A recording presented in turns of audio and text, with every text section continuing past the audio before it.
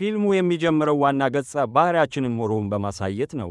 በምስራቅ አውሮፓ ወደሚገኝ አንድ ምሽግ በሞተር ብስክሌቱ ይደርሳል። እዚያም አንድ መነኩሴ ያገኛልና ልጁ እዚያ ደህንነቱ የተጠበቀ እንደሆነ ይጠይቀዋል። ሆኖም ሞሮው ልጁን እዚያ ማስቀረት እንደሌለበት ይናገራል፣ ምክንያቱም ልጁን የሚፈልጉት ሰዎች በጣም አደገኛ ናቸው ይላል። ሲነጋገሩም የታጠቁ ሰዎች በሁሉም ላይ ጥይት በማዝነብ ጥቃት ይሰነዝራሉ። ሞሮውም መልሶ ይተኩሳል። እናም በዚህ ጊዜ ልጁን ዳኒን እናየዋለን። ዳኒ የዲያብሎስ ልጅም ነው። እዚያም የልጁ እናት ናዲያን እናያለን። እናትና ልጅ በጥቃቱ መካከል በሕይወት ለመውጣትም ይሞክራሉ። ነገር ግን ወንበዴዎቹ ኬሪጋን የሚባል ሰው እየመራቸው ያባርሯቸዋል። ሞሮው የቅጥረኛው ጎማ ላይ ከመተኮሱ በፊት ወደ አንድ ገደል ላይ ይወድቃል። ይህም ዳኒና ናዲያ ላይ ከመድረሳቸው በፊት ያዘጋያቸዋል። ሲወድቅ አንድ ዛፍ ስለያዘው በሕይወት ይተርፋል። እናትና ልጅ ከዳኑ በኋላም ትዕይንቱ ወደ ዋና ገጸ ባህሪያችን ጆኒ ብሌዝ ይሸጋገራል። ጆኒ ባለፉት 8 ዓመታት ውስጥ ጎስት ራይደር እንዳልነበረም እናያለን። ሞሮ እናትና ልጅን ካስወጣ በኋላ ወደ ጆኒ ቤት ያቀናል። ሁሉንም ነገርም ይነግረዋል። ነገር ግን ጆኒ አያምነውምና ያጠቃዋል። ማን እንደሆነና እዚያ ምን እንደሚሠራም ይጠይቀዋል። ሞሮ ጆኒ ማን እንደሆነ በሚገባ እንደሚያውቅና እርዳታ እንደሚያስፈልገውም ይነግረዋል። ጆኒ ለምን እንደሚረዳው ሲጠይቀው ሞሮ የጎስት ራይደር ነፍስ በውስጡ እንዳለና ከእሱ መገላገል እንደሚፈልግ በሚገባ እንደሚያውቅ ይነግረዋል። አንድ ስምምነትም ያቀርብለታል። ሊረዳው ፈቃደኛ ከሆነ በውስጡ ያለውን ጎስት ራይደርን እንዲያስወግድ ሊረዳው እንደሚሞክር ይነግረዋል። ሞሮውም ቀላል ሥራ ብቻ እንደሆነ ይናገራል። አንድ ትንሽ ልጅ ሕይወቱ አደጋ ላይ ነው እና በጣም አደገኛ ሰዎች እየፈለጉት እንደሆነም ይነግረዋል።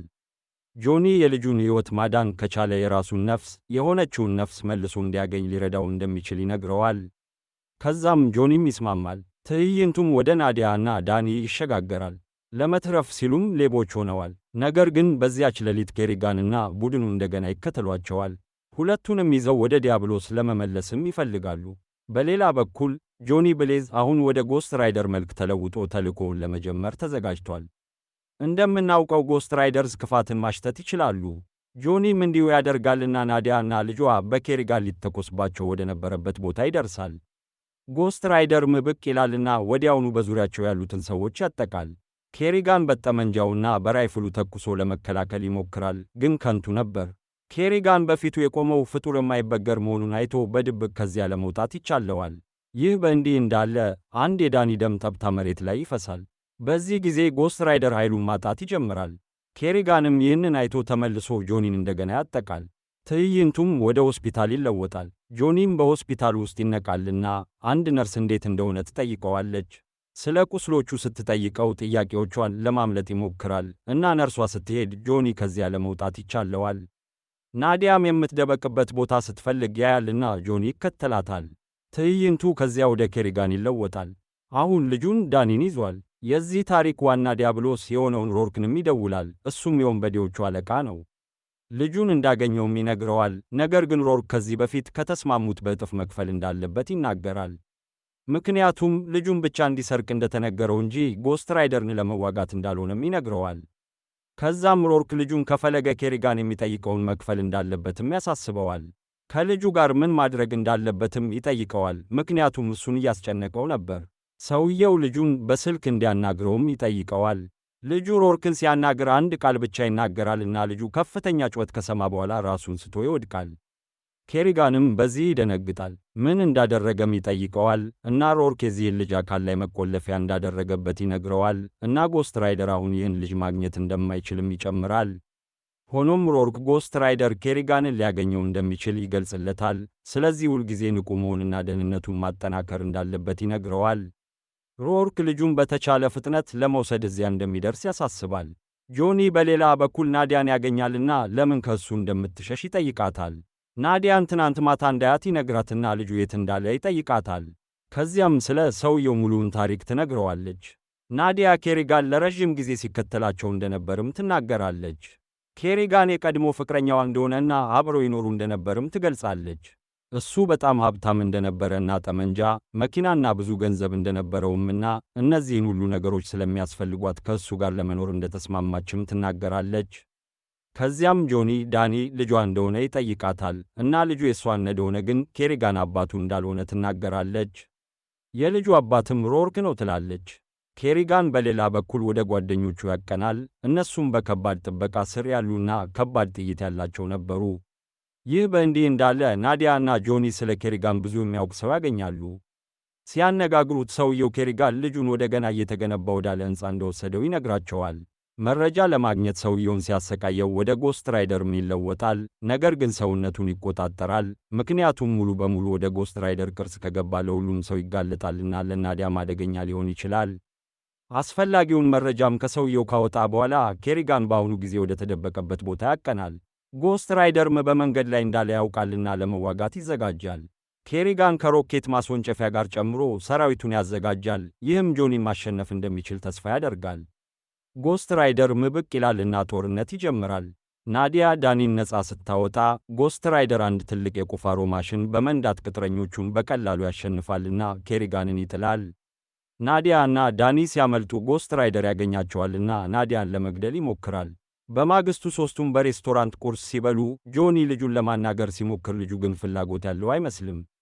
ሮርክም ኬሪጋንን ያገኛልና እሱም በፊቱ ይሞታል። ሆኖም ሮርክ ብላክአውት ተብሎ ወደሚታወቅ ፍጡርነት ያድሰዋል። ብላክአውት የአንድን ሰው አካባቢ ሙሉ በሙሉ ጨለማ የማድረግና የሚነካውን ሁሉ የማበላሸት ችሎታም አለው። ሮርክ በምድር ላይ በነበረው ደካማ ሁኔታ ምክንያት አንዳንድ ጉዳቶች ደርሶበታልና ዳኒን ለማምጣት ብላክአውትን ይልካል። ከዚያም የሮርክ አካል ከዕለት ወደ ዕለት እየደከመ እንደሆነም እናያለን። ሰውነቱን እንደገና ለማጠንከር ከራሱ ዘር የተወለደ አካልም ያስፈልገዋል። ዳኒ ልጁ እንደሆነና ከዘሩ እንደተወለደም እናውቃለን።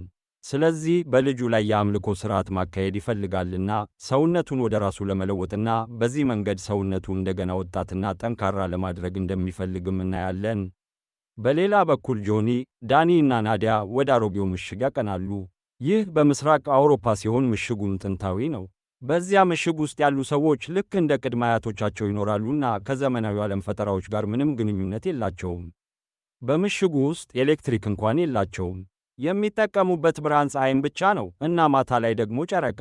እዚያም ሞሮውንና የድሮ መነኩሴ ያሉ። እነዚህ ሰዎች ናቸው ሞሮ ልጁን ወደ ምሽግ እንዲያድነውና እንዲያመጣው የጠየቁት። እዚያ ያሉ መነኩሴዎች ሜቶዴስን ጨምሮ ከመሄዱ በፊት የዳኒን ጥበቃ ያረጋግጣሉ። ሞሮ ጎስት ራይደር አንዴ የፍትህ መልአክ ዛራቶስ እንደነበርም ለጆኒ ያስረዳል። ነገር ግን ወደ ሲኦል እንዲሄድ ተታለለና አበደ። የፍትህ ስሜቱን እንደያዘ ዛራቶስ በቀልን የሚፈጽም አካልም ሆነ የጥፋታቸውን መጠን ሳይለይ ኃጢአተኞችን በመቅጣትም ደስታን ያገኝ ነበር።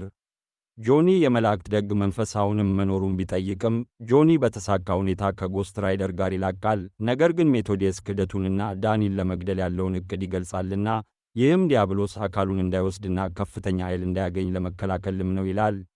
ጆኒ፣ ሞሮ እና ናዲያም ይታሰራሉ። ዳኒም ሊገደል ሲል ብላክአውት ደርሶ ሜቶዴስንና መነኩሴዎቹን ይገድላል። ዳኒንም ወደ ሮርክ ይመልሳል። ናዲያም በሆነው ነገር ተደናግጣለች። ነገር ግን ጆኒ ኃይሉ ቢወገድም ዳኒን ለመታደግ ቃል ይገባል። ናዲያ ልጁን ወዴት እንደወሰዱት እንደምታውቅም ትነግረዋለች። ሞሮ አሁን ብዙ ሰዎችን መዋጋት እንዳለባቸውና ብዙ መሳሪያዎች እንደሚያስፈልጋቸው ይናገራል። ከዚያም ወደ ውጭ ወጥተው እጅግ በጣም አደገኛ በሆኑ መሳሪያዎች ራሳቸውን ያስታጥቃሉ። በዚያች ሌሊት ሮርክ ኃይሉን ለማደስና አካሉን ከመቼውም ጊዜ በበለጠ ጠንካራ ለማድረግ ያቀደውን የአምልኮ ሥርዓት ይጀምራል። በሚካሄድበት ጊዜ ሞሮ፣ ናዲያና ጆኒም እዚያ ይደርሳሉ። ወደ ቦታው ሲገቡ ብዙ የጥንት ወይን ጠርሙሶች ያገኛሉ። አንዱ ጠርሙስ ከ2000 ዓመት በላይ ዕድሜም አለው። ሞሮውም ይጠጣዋል እና ጆኒ እንደዚህ አይነት አስፈላጊ ውጊያ ሊዋጉ ሲሉ መጠጣት ጥሩ ሐሳብ እንደሆነ ይጠይቀዋል። ሞሮ ግን ፍጹም ነው ብሎ እንደሚያስብ ይነግረዋልና መጠጣቱን ይቀጥላል። ፈጣሪንም ይጠራልና ስለሚፈጽማቸው ኃጢአቶች ይቅርታን ይጠይቃል። ነገር ግን ሌላ ምርጫ እንደሌለው ይናገራል። ውጊያውም ይጀምራል። ሮርክም ጆኒን ይጋፈጣል፣ ግን ጆኒ ለእሱ በጣም ጠንካራ ነበር። ሮርክ አስማትና ብዙ የአምልኮ ሥርዓቶችን ቢያውቅም ሰውነቱ ለመዋጋት በጣም ደካማ ነበር። ጆኒም ይመታዋልና ይወድቃል። ጆኒ ዳኒን ለማዳን እየሞከረ እያለ ልጁን ከዚያ እንዲወጣ ይነግረዋል። ነገር ግን ልጁ አይሰማም፣ ምክንያቱም የአምልኮ ሥርዓቶች በልጁ ላይ ተጽዕኖ ማሳደር ጀምረዋልና በዙሪያው ምን እየተካሄደ እንዳለ የሚያውቅ አይመስልም። በመጨረሻም ልጁ ይነሳልና ጆኒን ያጠቃል። ሲያጠቃውም ጎስት ራይደር አንድ ጊዜ እንዳዳነው ይታወሰዋል። ጆኒ ከእንግዲህ ጎስት ራይደር እንዳልሆነም ይገነዘባል እና በዚህ ጊዜ የጎስት ራይደርን ሁሉንም ኃይሎች ይሰጠዋል። እናም በዚህ መንገድ ጆኒ እንደገና ጎስት ራይደር ይሆናል። ከዛም ከዳኒ ጋር ለመውጣት ሲሞክሩ ኬሪጋን ብቅ ይላልና ውጊያ ይጀምራል። በውጊያውም ኬሪጋን ሞሮውን ይገድላል። ጎስት ራይደርን ለማስቆምም ይሞክራል። እናም በዚህ ጊዜ ሮርክ የተፈጠረውን ዕድል በመጠቀም ዳኒን ወስዶ ከዚያ ይወጣል። ከዛም ሮርክ መኪናውን ይነዳና ይሄዳል። ነገር ግን ጎስት ራይደር በጎስት ባይኩ ይከተለዋል። ጎስት ራይደርም በኬሪጋን እየተከተለ ነበር። እሱም እሱን ለማቆም የተቻለውን ሁሉ ይሞክራል። ሆኖም ግን ጥሩ ሐሳብ አልነበረም፣ ምክንያቱም ጎስት ራይደር ሰልችቶታል። በሙሉ ኃይሉም ያጠቃዋልና ያጠፋዋል። አሁን የሚነድ ሰንሰለቱን በእጁ ይዟል። በዚህም ሮርክ ዳኒን ሊወስድበት የሞከረበትን መኪና ለማስቆም ይሞክራል። ሮርክም ጎስት ራይደርን ለማምለጥ እየሞከረ በተቻለ መጠን ይፈጥናል። ነገር ግን መኪናው አንድ ትልቅ ድንጋይ ጋር ተጋጭቶ በመንገድ ላይ ይገለበጣል። ጎስት ራይደርም ወደ እነሱ ቀርቦ ወዲያውኑ ዲያብሎስን ከመኪናው ውስጥ ይጎትታል። ከዛም ጎስት ራይደር ሮርክ በምድር ላይ በቂ ክፋት እንደሠራ ይነግረዋልና ዲያብሎስ የሲኦል ብቻ ነውና ወዲያውኑ ወደ ሲኦል መላክ አለበት ይለዋል። ዲያብሎስ ከዚያ ጆኒ እስካሁን ከሠራው ሁሉ የከፋው ስምምነት እንደሆነ ይናገራል። ከዚያም ጎስት ራይደር ሮርክን በጥሬው ወደ ሲኦል ይመልሰዋል፣ ወደ ምድር እሳታማ ጥልቀትም ይጥለዋል።